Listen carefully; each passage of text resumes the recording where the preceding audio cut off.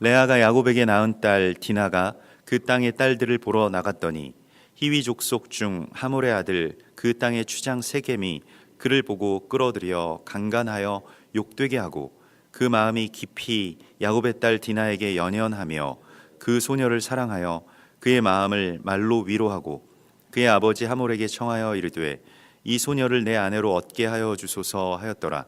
야곱이 그 딸 디나를 그가 더럽혔다 함을 들었으나 자기의 아들들이 들에서 목축함으로 그들이 돌아오기까지 잠잠하였고 세겜의 아버지 하몰은 야곱에게 말하러 왔으며 야곱의 아들들은 들에서 이를 듣고 돌아와서 그들 모두가 근심하고 심히 노하였으니 이는 세겜이 야곱의 딸을 강간하여 이스라엘에게 부끄러운 일 곧 행하지 못할 일을 행하였음이더라. 하몰이 그들에게 이르되 내 아들 세겜이 마음으로 너희 딸을 연연하여 하니 원하건대 그를 세겜에게 주어 아내로 삼게 하라. 너희가 우리와 통혼하여 너희 딸을 우리에게 주며 우리 딸을 너희가 데려가고 너희가 우리와 함께 거주하되 땅이 너희 앞에 있으니 여기 머물러 매매하며 여기서 기업을 얻으라 하고 세겜도 디나의 아버지와 그의 남자 형제들에게 이르되 나로 너희에게 은혜를 입게 하라. 너희가 내게 말하는 것은 내가 다 주리니 이 소녀만 내게 주어 아내가 되게 하라. 아무리 큰 혼수와 예물을 청할지라도 너희가 내게 말한 대로 주리라. 야곱의 아들들이 세겜과 그의 아버지 하몰에게 속여 대답하였으니 이는 세겜이 그 누이 디나를 더럽혔음이니라. 야곱의 아들들이 그들에게 말하되 우리는 그리하지 못하겠노라. 할례 받지 아니한 사람에게 우리 누이를 줄 수 없노니 이는 우리의 수치가 됨이니라. 그런즉 이같이 하면 너희에게 허락하리라. 만일 너희 중 남자가 다 할례를 받고 우리같이 되면 우리 딸을 너희에게 주며 너희 딸을 우리가 데려오며 너희와 함께 거주하여 한 민족이 되려니와 너희가 만일 우리 말을 듣지 아니하고 할례를 받지 아니하면 우리는 곧 우리 딸을 데리고 가리라. 그들의 말을 하몰과 그의 아들 세겜이 좋게 여김으로 이 소년이 그 일 행하기를 지체하지 아니하였으니 그가 야곱의 딸을 사랑하며 그는 그의 아버지의 집에서 가장 존귀하였더라. 하몰과 그의 아들 세겜이 그들의 성읍 문에 이르러 그들의 성읍 사람들에게 말하여 이르되 이 사람들은 우리와 친목하고 이 땅은 넓어 그들을 용납할 만하니 그들이 여기서 거주하며 매매하게 하고 우리가 그들의 딸들을 아내로 데려오고 우리 딸들도 그들에게 주자.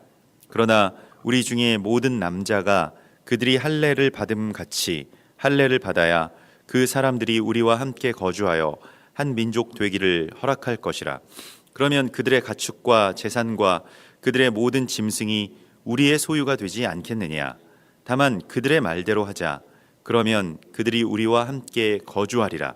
성문으로 출입하는 모든 자가 하몰과 그의 아들 세겜의 말을 듣고 성문으로 출입하는 그 모든 남자가 할례를 받으니라.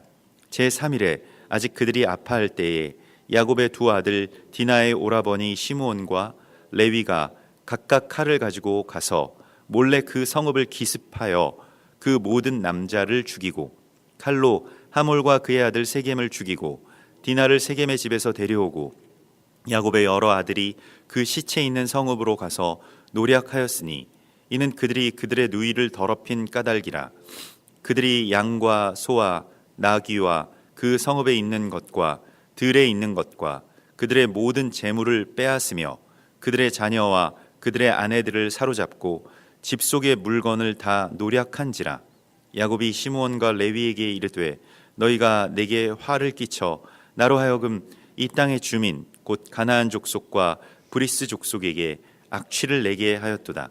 나는 수가 적은즉 그들이 모여 나를 치고 나를 죽이리니 그러면 나와 내 집이 멸망하리라.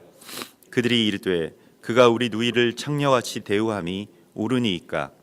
하나님이 야곱에게 이르시되 일어나 베델로 올라가서 거기 거주하며 내가 네 형 에서의 낯을 피하여 도망하던 때에 내게 나타났던 하나님께 거기서 제단을 쌓으라 하신지라.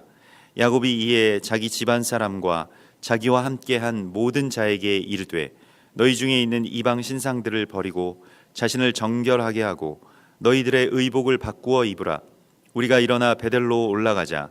내 환난 날에 내게 응답하시며 내가 가는 길에서 나와 함께 하신 하나님께 내가 거기서 제단을 쌓으려 하노라 하매 그들이 자기 손에 있는 모든 이방 신상들과 자기 귀에 있는 귀고리들을 야곱에게 주는지라. 야곱이 그것을 세겜 근처 상수리 나무 아래에 묻고 그들이 떠났으나 하나님이 그 사면 고울들로 크게 두려워하게 하셨으므로 야곱의 아들들을 추격하는 자가 없었더라. 야곱과 그와 함께한 모든 사람이 가나안 땅 루스 곧 베델에 이르고 그가 거기서 제단을 쌓고 그곳을 엘 베델이라 불렀으니 이는 그의 형의 낯을 피할 때에 하나님이 거기서 그에게 나타나셨음이더라. 리브가의 유모 드보라가 죽음에 그를 베델 아래에 있는 상수리 나무 밑에 장사하고 그 나무 이름을 알론 바굿이라 불렀더라. 야곱이 밧단 아람에서 돌아오매 하나님이 다시 야곱에게 나타나사 그에게 복을 주시고 하나님이 그에게 이르시되 내 이름이 야곱이지만은 내 이름을 다시는 야곱이라 부르지 않겠고 이스라엘이 내 이름이 되리라 하시고 그가 그의 이름을 이스라엘이라 부르시고 하나님이 그에게 이르시되 나는 전능한 하나님이라 생육하며 번성하라 한 백성과 백성들의 총회가 내게서 나오고 왕들이 내 허리에서 나오리라. 아멘. 오늘 이 창세기 34장과 35장의 이 말씀은 어떤 비밀 속에 하나님의 뜻을 우리가 보게 되는 그러한 장면입니다. 우리가 오늘날의 어떤 성적인 범죄, 이 강간의 어떤 일들은 반드시 처벌받아야 되고 또 그것이 죄악이라고 하는 것은 굉장히 명백한 그런 그 이야기입니다. 그래서 거기에 대해서 우리가 보복하는 것, 또 거기에 대해서 그 시몬과 레위가 일어나서 다시 그 원수를 갚았다라고 하는 이 이야기는 오늘날의 관점에서도 그저 고개가 끄덕여지는 그럴만했겠다라고 하는 어떤 그런 생각을 할 수 있는 일처럼 보입니다. 근데 성경에서 그 조금 우리가 읽기에 거북한 그런 그 장면들이 간혹 나올 때가 있습니다. 그러니까 이 뒤에 나올 유다와 그의 며느리 다말의 이야기든가 아니면 오늘 이 디나와 또 세겜의 추장 아들 이 하몰의 아들과의 어떤 그런 그 관계라던가요. 그래서 우리는 그냥 오늘날의 우리의 관점으로 또 우리의 시각으로 이 이야기들을 대략적으로 보고 이렇게 넘어갈 때가 많이 있죠. 하나님께서는 유독 이러한 일들 속에서 한 세 사람의 비밀들을 숨겨 놓으십니다. 그래서 그 안을 그런 어떤 그 끔찍한 사건 혹은 어떤 추악한 이야기로 가리워진 그 안으로 한 번 더 들어가면 하나님께서 주신 어떤 연합 또 사명에 대한 이야기가 펼쳐지게 되는 것들을 우리가 보게 됩니다. 특별히 한 세 사람의 비밀들이 숨겨져 있는 것을 우리가 보게 되는데요. 레아가 야곱에게 낳은 딸이 있었습니다. 그의 딸 이름은 디나였는데요. 그 디나는 그 재판하다, 또 justice, 그러니까 공의로 재판하다라고 하는 그런 뜻입니다. 이 공의로서 재판한다라고 하는 것은 이스라엘 백성 전체가 그 훗날에 받게 되는 사명입니다. 그러니까 하나님의 율법으로 재판하는 자들, 미슈파팀이라고 하는 것이 이 재판한다라고 하는 그런 뜻이고요. 이것은 말씀을 가르친다, 또 말씀을 그 삶 속에 새긴다, 이러한 뜻과 함께 공동체가 말씀으로 세워지는 것을 그 훗날에 말하게 됩니다만은 이것은 또한 어찌 보면 그 율법을 맡은 자들로서 토라를 맡은 자들로서의 이스라엘 백성들의 어떤 직임과 같은 그런 이름이라고 할 수가 있겠습니다. 이게 단, 이게 다 재판한다라고 하는 그런 그 말에서 나온 뜻인데요.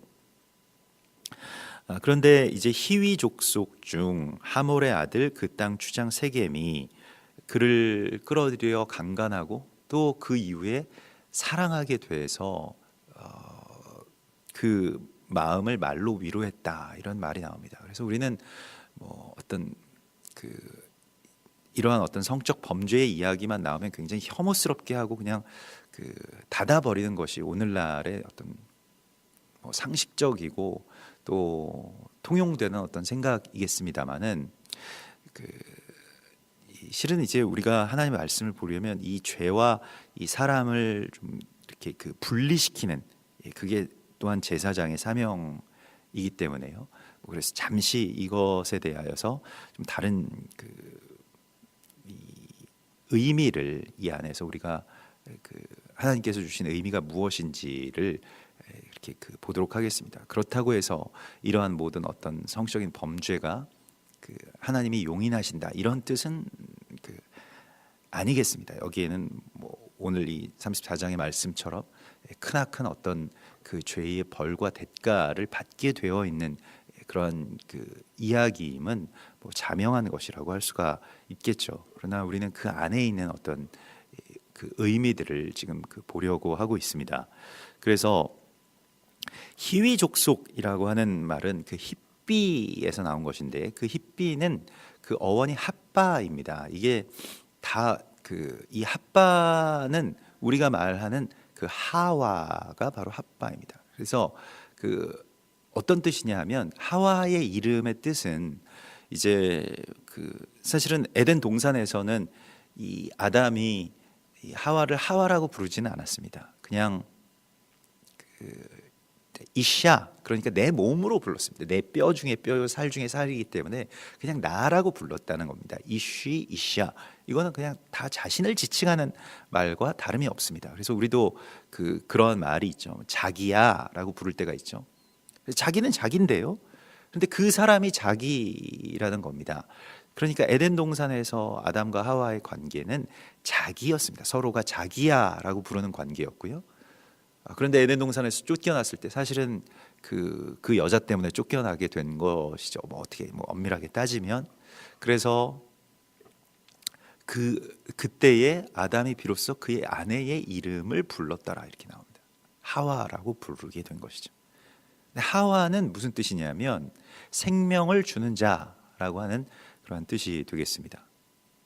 그래서 우리도 뭐 부부의 사이가 다 그런 건 아니겠습니다만은 처음에 신혼 때에는 자기야라고 그렇게 달달하게 부르다가 나중에는 누구 엄마 이렇게 부르는 것과 좀 비슷한 그런 것이라고 할 수 있을까요? 아무튼 여기서 하와라고 하는 말, 그러니까 생명을 주는 자라고 하는 말에서 히삐가 나왔다라고 하는 것입니다. 이것은 깊은 의미가 있습니다. 그러니까 물론 히위 족속의 어떤 정체성은 나중에 이제 가나안의 7족속을 하나님께서 진멸하라라고 하셨을 때는 또 진멸해야 되는 어떤 의미가 있습니다만은, 어떤 깊은 오늘 이 34장의 말씀 속에서는 생명을 주는 자의 어떤 그런 족속으로서, 또한 그런 이방으로서 이방이 이스라엘에게 생명을 주는 것은 복음을 전하게 되는 것이고요. 그리스도 예수를 사랑하는 마음을 전하게 되는 것이죠. 이러한 이방의 정체성을 가지고 숨기고 있다라고 볼 수가 있겠습니다. 하몰의 아들이라고 이렇게 표현이 되는데요. 그냥 하몰의 아들, 이름이 나오지 않고 하몰의 아들로서 나옵니다. 하몰이라고 하는 것은 나귀를 말하는 것이고요.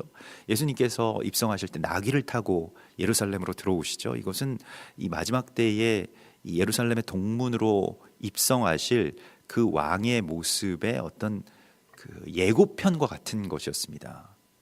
또한 그것은 이제 겸손의 어떤 왕으로서의 표현이기도 합니다만은, 이 나귀의 정체성을 이 이방의 생명을 주는 자가 갖고 있다라고 하는 것은 이제 열방의 교회를 그렇게 뜻하는 것이 되겠고요. 교회가 그를 태우고 그렇게 예루살렘의 동문을 향해서 나아가는 어떤 그러한 재림의 광경과 일치하는 어떤 이미지라고 할 수가 있겠습니다.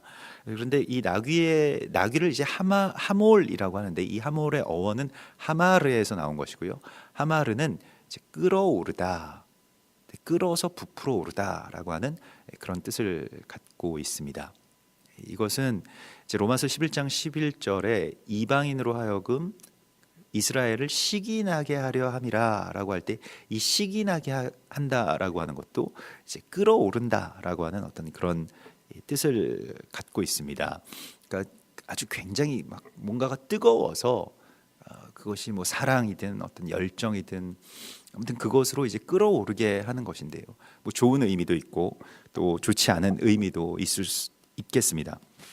그래서 이방과 교회의 정체성을 이렇게 갖고 있는 그 땅의 추장 세겜이라고 하는 것은 이제 어깨라고 하는 뜻인데, 그 어깨 중에서도 우리가 이 어떤 그 건장한 남성의 어깨를 보면 그 어깨 사이에 짐을 놓는 바로 그 지점을 세겜이라고 부른다는 것입니다. 그러니까 우리가 어깨에다가 짐을 올려놓습니다만, 그 어깨와 어깨, 그 이 양쪽으로 솟아오른 그 어깨의 뼈 사이에 이 짐을 부리게 되는데, 그래서 이게 짐을 놓는 어떤 정확한 지점이어서 그것을 이제 뭐 세겜이라고 부르는 것은 적재하다, 그러니까 짐을 싣다라고 하는 그러한 뜻이기도 하고요.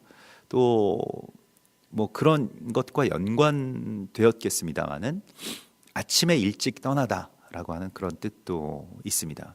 세겜이 굉장히 중요한 어떤 영적인 의미를 갖기 때문에요. 이제 여기에서부터 시작된 이 이야기가 그 훗날에 예수님께서 이 세겜 땅, 그러니까 사마리아 이 여인을 만나신 곳이 이 야곱이 요셉에게 준 우물에서 가깝더라라고 하는 바로 그 우물, 그러니까 이게 세겜, 여기를 말하는 것이거든요. 이 야곱이 그 하몰의 그 주장에 의해서 베크시타에 산 바로 그 지점입니다. 근데 거기에서 일어난 그 이야기를 이제 말하고 있는 것이죠. 그런데 나중에 이제 예수님께서 다시 여기로 오셔서 예배를 말씀을 하시고 있어요.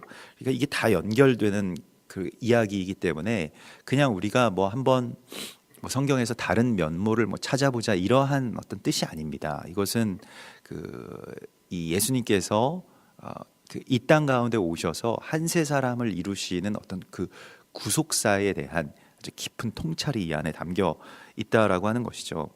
그래서 세겜이라고 하는 것은 그 짐을 싣는 어깨, 그것은 또한 십자가를 상징하고요. 또 나중에 이제 세겜에 그 이스라엘 백성들이 나아가게 되면 거기에 이제 에발산과 그리심산이 양쪽에 있게 되는데요. 에발산에서 그 저주를 선포하고 또 그리심산에서 축복을 선포하는, 그래서 이스라엘 족속들이 이제 지파들이 이제 그 양쪽으로 나아가서 그 일들을 하게 되죠. 그래서 축복과 저주의 사이에 있는 바로 십자가를 지는 바로 그 지점을 세겜이라고 그렇게 말을 하고 있는 것입니다. 이것이 영적인 그 세겜의 이야기이고요. 하몰의 추장의 아들 세겜의 그런 정체성이라고 할 수가 있겠습니다.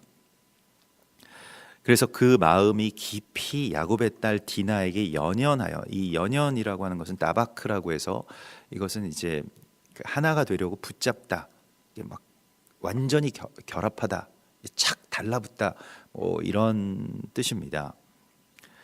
그 둘이 한 몸을 이룰지로다라고 하는 말과도 같은 그 말인데요. 이 나바크라고 하는 것은요. 근데 야곱의 딸 디나를 그렇게 디나와 하나가 되기를 원했다는 거예요. 그리고 그 소녀를 사랑했다. 그래서 어떻게 합니까? 그의 마음을 말로 위로했다라고 이렇게 오늘 3절의 말씀이 선포하고 있습니다. 말로 위로한다라고 하는 그 구절은 호세아서 2장 14절의 말씀을 보면, 그러므로 보라, 내가 그를 타일러 거친 들로 데리고 가서 말로 위로하고 거기서 비로소 그의 포도원을 그에게 주고 아골 골짜기로 소망의 문을 삼아 주리니 그가 거기서 응대하기를 어렸을 때와 애굽 땅에서 올라오던 날과 같이 하리라. 말로 위로한다. 이것은 이제 다바르를 준다라고 하는 뜻인데요. 이 다바르라고 하는 것이 이제 말씀이라는 뜻이고요. 말이라고 하는 것은 그냥 우리가 어떤 의사소통을 위해서 내가 뭐 먹고 싶어, 뭐 너는 왜 이러니, 뭐 이런 말을 하기 위해서가 아니라 그 말이라고 하는 이 다바르라고 하는 것은 정돈한다라고 하는 뜻을 갖고 있습니다. 무언가를 정렬시킨다는 것이고요. 바로잡는다라고 하는 그런 뜻을 갖고 있습니다. 말씀의 기능입니다. 말씀이 우리 안에 오셔서 하는 일입니다. 그러니까 그 말씀은 그 자체로서 위로하는 어떤 성질을 갖고 있습니다. 또 그 위로라고 하는 것이 이제 그의 마음을 이제 온전케 하는 것이죠. 그래서 그 청혼을 하고요. 그리고 이제 야곱에게 그 허락을 받기 위해서 무슨 대가라도 내가 치르겠습니다라고 하는 허락을 받기 위해서 그렇게 그 간청하죠. 그의 아버지가 와서 그렇게 간청하는데 이제 야곱이 혼자 그것을 이제 이 이야기를 들었을 때 근심하고 노하는 것은 뭐 당연하죠. 근데 그 야곱은 어떤 뜻 여기에 어떤 뜻을 뭐 자신이 그 쉽사리 이것에 대해서 판단하지 못합니다. 이렇게 그 무언가가 있는 것 같다라고 하는 어떤 생각을 그 야곱이 직감했던 것 같습니다. 그런데 야곱 지혜로운 사람이었으니까요. 그런데 그의 아들들에게 이렇게 말을 했을 때 이거 이제 어떻게 해야 될까라고 하는 것을 이제 그때는 말을 하지 않고 아들들에게 말을 했을 때에 아들들의 어떤 반응이 이제 34장의 어떤 사건을 일으키게 되는데요. 아들들을 심히 노해서 가서 어떤 말을 하냐면 그들에게 가서 이제 이것을 허락하라라고 하는 그러한 그 하몰의 주장의 이야기에 대하여서 할례를 받자. 그러니까 우리는 할례 받지 않는 사람에게 우리 누이를 줄 수 없노니 이는 우리의 수치가 됨이니라라고 해서 할례를 받으라고 이렇게 말을 하죠. 그래서 야곱의 아들들의 말대로 세겜이 이 일을 이제 좋게 여겼다라고 이렇게 나오는데요. 그런데 물론 이것은 이제 속이기 위해서 레위와 시몬이 꾸며낸 이야기이긴 하겠습니다만은 그런 어떤 사건들만을 제하고 보면 굉장히 예언적인 선포인 것을 보게 됩니다. 이 16절에 보면 우리 딸을 너희에게 주며 너희 딸을 우리가 데려오며 너희와 함께 거주하여 한 민족이 되려니와 이렇게 되어 있거든요. 한 민족이 된다. 이 에하드 암이라고 하는 것, 이 에하드 그러니까 하나의 민족이 된다라고 하는 이 온 이스라엘로 우리가 들어가게 된다라고 하는 것은 한세 사람의 어떤 이 본질입니다. 이게 한세 사람입니다. 그러니까 한 민족이 될 것이다. 너희가 할례를 하고 우리와 혼인을 하자라고 하는 것이죠.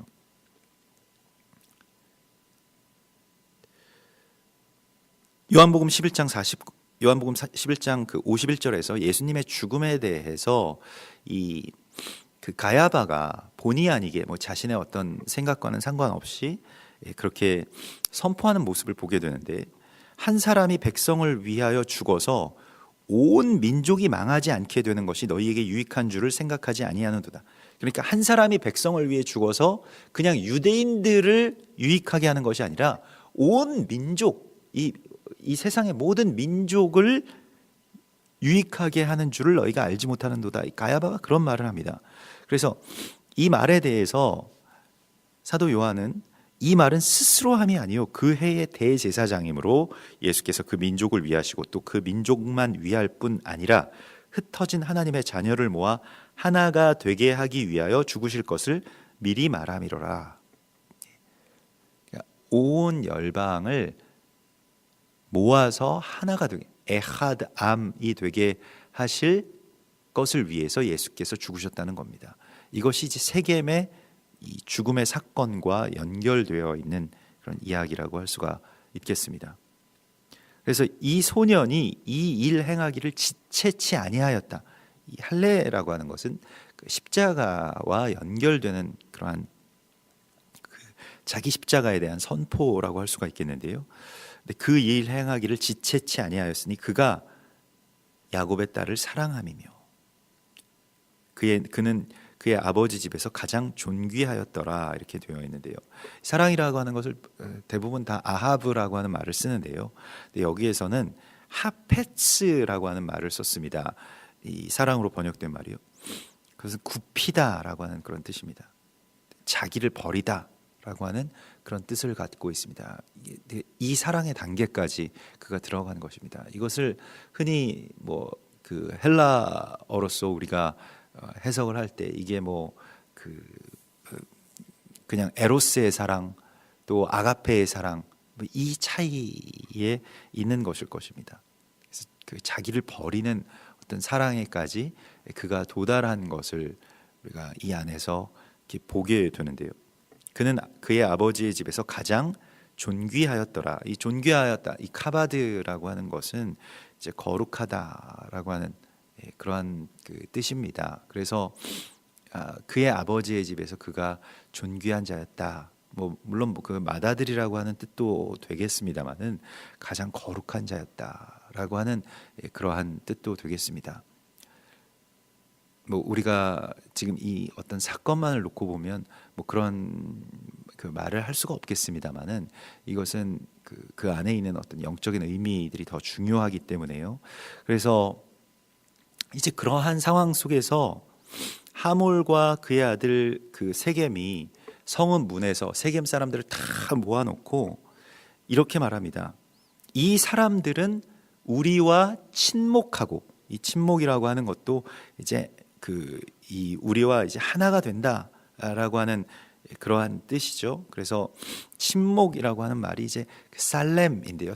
살렘이 이제 샬롬이라고 하는 말이고 완전해진다라고 하는 그런 뜻입니다. 평안이라고 하는 것은 아무 일도 일어나지 않는 것이 평안이 아니고 이 살렘, 이 샬롬이라고 하는 것은 둘이 하나가 되는 것을 말하는 것입니다. 여기에서만 평안이 있지 둘이 각각인데 또 둘이 원수인데 아무 일도 일어나지 않는다고 해서 평안이 아니라고 하는 것이죠. 하나가 되지 못하면 평안이라고 하는 것은 있을 수가 없는 것입니다. 그래서 이 사람들은 우리와 화목하고 이 땅은 넓어 그들을 용납할 만하니. 누가 이런 생각을 오늘날 갖겠습니까? 이것이 이제 이스라엘과 이방의 어떤 나라들의 관계여야 하는 것인데요. 그들과 우리는 평안을 이루고 우리의 땅은 넓어 그들이 살만하니 라고 하는 말이에요.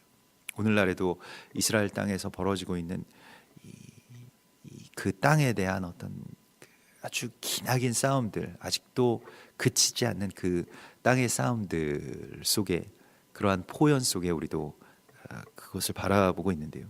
그들이 여기서 거주하며, 그냥 나그네로서 거주하는 게 아니라 매매하게 하고, 땅을 매매하게 한다는 것은 우리 가족처럼, 우리 민족처럼 된다라고 하는 것입니다. 그들의 딸들을 아내로 데려오고 우리의 딸들도 그들에게 주자. 이 한 세 사람의 이야기를 그렇게 선포합니다. 아주 잠깐 동안 그들이 꾸었던 꿈이죠. 그래서 우리가 이렇게 다 세례를 받고 다 할례를 받는 것 같이 우리가 할례를 받자라고 해서 이 할례를 다 그들이 받게 되고, 어쩌면 이방인으로서 최초의 어떤 할례라고 할 수가 있겠는데, 이런 할례들을 다 받고 이 제3일에 그들이 아직 아파할 때에 시몬과 레위가 몰래 그 성을 기습하여 모든 남자들을 다 죽이고 약탈하고 받은 것보다 훨씬 더 많은 것들을 그렇게 갚아줍니다. 제3일이라고 하는 말도 우리에게 굉장히 익숙한 그런 그 이미지이죠. 그 십자가의 어떤 죽음의 기간이라고 할 수가 있겠고요. 또한 우리가 이스라엘과 원수되는 바로 그 지점이라고도 할 수가 있겠습니다. 실제 역사에서는 또 이와 반대되는 그런 이야기들이 많이 일어났죠. 십자군이나 또 히틀러나 또 세계의 모든 어떤 기독교도들의 그런 이름으로 그들을 약탈하고 강간하고 또 죽이는 그런 그 사건들이 끊임없이 지금도 지속되고 있습니다. 또 여기에 대하여서 유대인들이 갖고 있는 어떤 이 대응, 반응도 역시 창세기 34장의 시므온과 레위의 이야기를 떠나지 않고 있는 것도 현실입니다. 시므온과 레위는 사실은 아주 전통적인 이스라엘의 정체성이라고 할 수가 있겠습니다. 이스라엘 레위 지파로서 그 온 열방의 어떤 제사장 혹은 레위 지파로서 그렇게 서게 되죠. 그래서 성소에서 봉사하는 자들, 말씀을 맡은 자들로서 서고요. 또한 그 시므온이라고 하는 것은 이제 들음이라고 하는 뜻이고요. 그 쉐마 이스라엘 할 때 이스라엘아 들으라라고 하는 것도 그러한 그 이 말과 같은 것입니다. 그래서 말씀을 듣고 순종하고 또 거기에 따라서 이제 온 열방의 레위 지파가 된 레위인과 같이 된 그 이스라엘에 대한 이야기, 그런 정체성을 시므온과 레위 이 두 아들이 갖고 있죠. 그래서 뭐 오늘날 유대인들에 대한 정체성과 비슷한 그런 그 이미지라고 할 수가 있겠는데요. 그런데 그들이 칼로 다 그 이 하몰과 그의 아들 세겜과 또 그 땅을 완전히 다 진멸해 버립니다.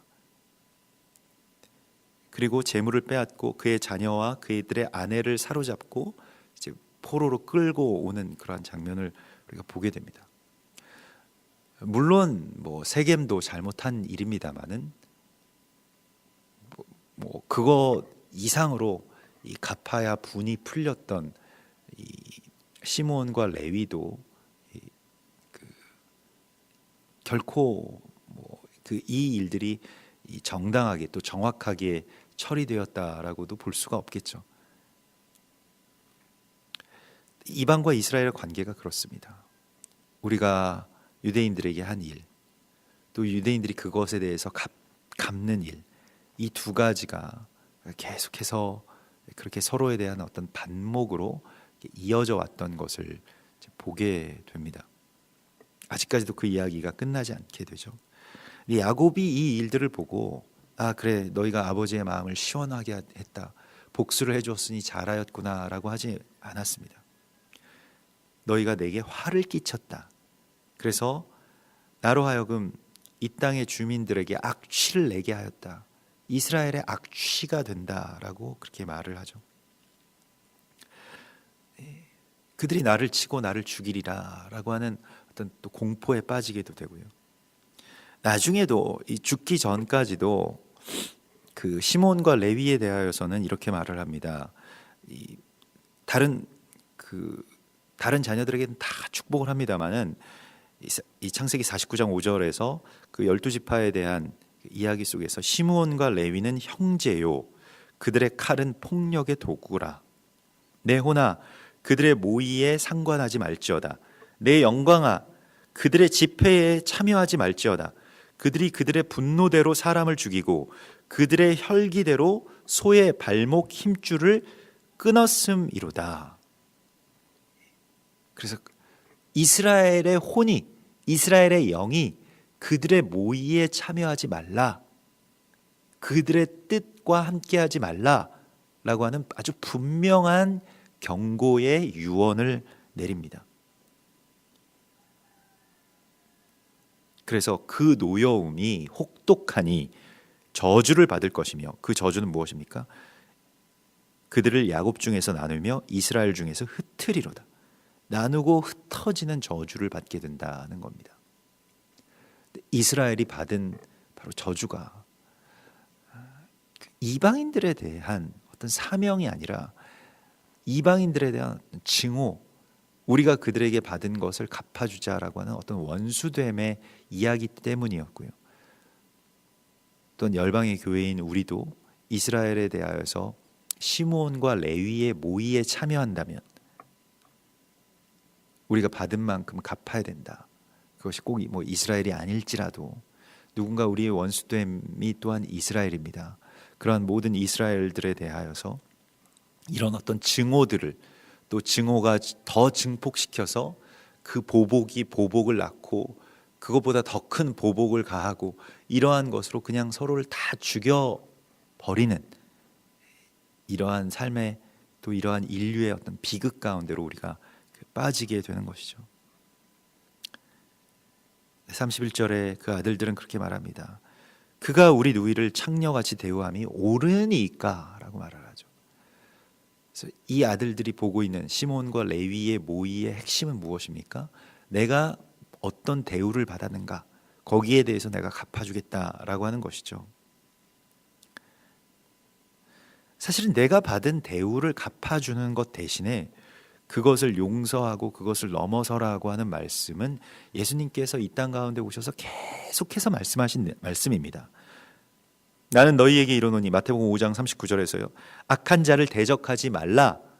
누구든지 내 오른쪽 뺨을 때리거든 왼편도 돌려대며 너를 고발하며 속옷을 가지고자 하는 자에게 겉옷까지도 가지게 하며 또 누구든지 너로 억지로 오리를 가게 하거든 사람과 심리를 동행하고.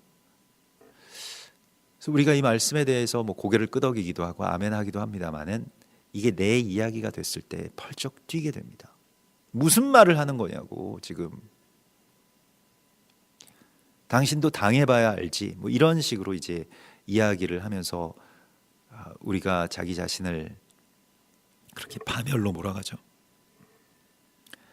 예수님께서는 이 이야기를 그냥 어떤 윤리에 대한 말씀으로 주신 것이 아닙니다. 그냥 이거 도덕적으로 그냥 용서하는 게 좋아, 그냥 참아, 이런 말씀이 아닙니다. 우리가 용서가 안 되는데 용서를 어떻게 하겠습니까?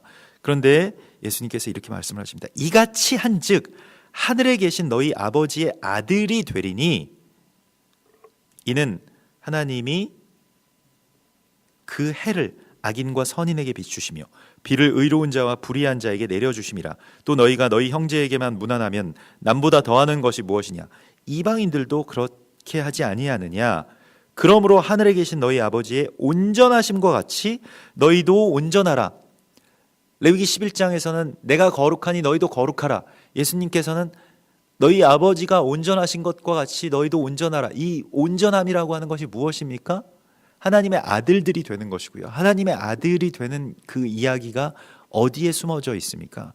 그 원수를 사랑하는 것으로 넘어서야 되는 것이죠. 내가 원수를 넘어서는, 우리가 원수를 넘어서는 방식은 분노하고 욕하고 저주하고 내가 당한 것보다 더 많이 당했으면 좋겠고 하는 그것에 있습니다. 그렇다고 해서 또 좋은 것도 아니죠. 우리가 그 원수 갚는 사회에 살아가고 있습니다. 원수 갚는 세대로서 그 모든 것들을 다 죽이는, 잔해하는 칼로서 우리가 이 세상을 세워가고 있습니다. 그래서 끌어내리고 모욕 주고 감옥에 가두고, 이거 계속 반복되는 이야기 아닙니까? 제가 인식하고 있는 이 현대사의 과정 속에서 계속해서 이 이야기들이 반복되고 있습니다. 아니 그러면 이게 정당하지 않은 것이냐라고 다들 항변하죠. 원수를 갚지 않고 어떻게 살아가느냐? 원수를 갚는 것이 정의다라고 말하면서 살아가는 것이 이 세대의 이야기입니다. 용서해라 라고 하는 말은 그거 무슨 덜 떨어진, 시대에 덜 떨어진 이야기입니까? 그거 무슨 불합리한 이야기입니까? 자꾸 용서하란 말 하지 말라고 우리에게 이렇게 이야기를 하죠. 용서하라는 말은 제가 하는 말이 아니라 예수께서 성경에서 우리 가운데 하나님의 아들들이 되고 우리가 온전해지기 위해서 해야 되는 것이라고 말씀을 하십니다.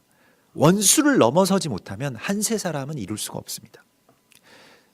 우리가 우리 교회에서 이제 이스라엘을 품고 또 한 세 사람의 어떤 사역을 한다, 이거 굉장히 캐주얼하게 접근하는 분들도 있습니다. 그러니까 쉽게 할 수 있는, 이스라엘 안 미워하니까 평상시에 관심도 많았고 유대인들 그렇게 반감도 없습니다.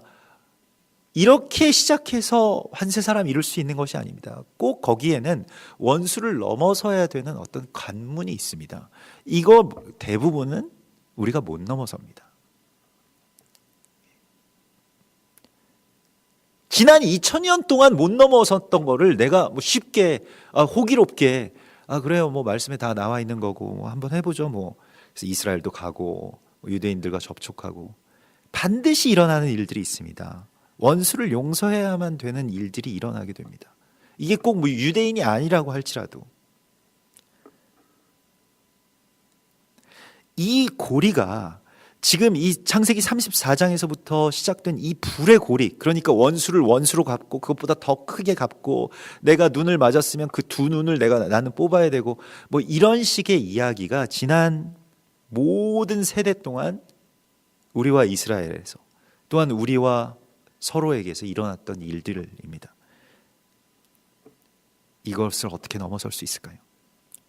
그래서 오늘 이 토라 포션은 이 토라 포션의 어떤 그 편집 자체의 메시지가 있죠. 보통은 이제 34장 여기서 이야기가 끝나야 되는데 오늘 35장 11절까지 이 말씀을 연결해서 보라고 우리 가운데 말씀을 하십니다. 그래서 베델로 다시 돌아가죠. 야곱이 그 가족들을 다 데리고 베델로 돌아가서 한 일이 무엇입니까?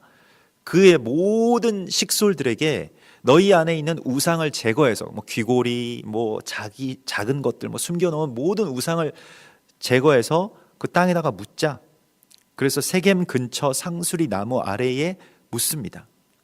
실은 이스라엘이 진멸해야 되는 것이 하몰의 추장의 아들 세겜과 그 세겜의 모든 민족들이 아니라 자기들의 우상들이었다라고 하는 것을 깨닫고 선포하고 있는 것이죠. 진멸해야 되는 것을 진멸하지 못하면 우리가 죽고요. 진멸하지 않아야 될 것을 우리가 진멸해도 우리가 죽습니다. 이것이 반대가 되면 우리가 죽게 되어 있습니다. 그래서 이걸 되돌리는 이야기가 먼저는 그러면 우리가 이 우상들을 묻자. 도망가는 게 먼저가 아니에요. 어디로 도망가겠습니까? 가나안 땅에서 가나안의 7 족속들에게 다 이 소문이 퍼졌기 때문에 뭐 죽이려고 든다면 다들 죽이려고 들 것인데, 그래서 야곱이 세겜 근처 상수리 나무, 이것 십자가입니다. 그리고 이 우상이라고 하는 것은 나의 욕망, 또 나의 분노, 내가 원수 갚고 싶은 마음, 미워하는 마음, 증오, 시기, 당짓는 것, 분열, 험담, 이러한 모든 것들이 우상이 됩니다. 우리 안에 우리의 귀와 우리의 입과 우리의 손에 주렁주렁 달려있는 것들입니다. 그것을 다 묻어놓고 너희의 의복을 다 바꾸어 입어라. 정결하게 하라. 그래서 베델로 다시 가죠. 다시 처음에 그 자리로 돌아갑니다. 야곱은 굉장히 종말론적으로 행동하고 있습니다. 내가 이제 우리가 언제 다 진멸당할지 모른다. 우리가 세겜을 진멸한 것처럼 우리도 이렇게 진멸당할지 모른다라고 하는 어떤 생각에 마지막으로 하는 일입니다. 이게 마지막으로 하는 일이에요. 우리가 살 날이 얼마 남지 않았다라고 했을 때 무엇을 할 것인가? 야곱이 세겜에서 급히 가는 곳이 있습니다. 바로 베델이죠. 거기는 언약을 맺었던 곳이고요. 하나님의 집으로 나아가고요. 그래서 베델의 집 그 제단을 다시 쌓습니다. 그리고 내가 하나님이 약속한 대로 다시 돌아왔습니다. 라고 그렇게 말하죠. 그래서 거기에 이 베델에 이르고 그곳에 제단을 쌓고 그곳 이름을 엘베델이라 불렀으니, 이 엘베델은 베델의 하나님이라고 하는 그런 뜻입니다. 그리고 거기서 엘베델이라고 불렀을 때에 어떤 일이 일어납니까? 리브가의 유모 드보라가 죽습니다. 이게 우리가 이 리브가의 유모라고 한다면 그 이스라엘의 어떤 뭐 또 다른 젖 엄마라고 할 수가 있겠습니다. 그래서 이 드보라가 그 엘베델에서 죽은 이유, 그 베델에서 죽은 그 이유를 보면 이것은 이제 이스라엘이 젖을 뗀다라고 하는 의미의 갖겠습니다. 그래서 드보라를 그 상수리 나무 아래에 묻고 우상을 묻고요. 또 드보라를 묻습니다. 이 드보라라고 하는 것은 이 벌이라고 하는 뜻인데요. 이게 이 날아다니는 벌, 이 벌로 침을 쏘는 그 벌을 말하는 겁니다. 근데 이게 나바르에서 나왔거든요. 이렇게 말씀을 뜻하는 거예요. 근데 말씀인데 이제 말씀이 꿀과 같기도 하고 때로는 말씀이 벌이 쏘는 침과 같기도 합니다. 근데 이걸 버렸다. 또 여기에서 떼어졌다라고 하는 것을 이제 말합니다. 그래서 이스라엘 백성들이 지금 이스라엘이 젖먹이의 단계에서 그 다음 단계로 나아가는 것은 원수를 그냥 갚고 판단하고 심판하고 정죄하는 어떤 그 단계에서 그 다음 단계로 나아가게 된다는 것을 말합니다. 이것을 묻은 것입니다.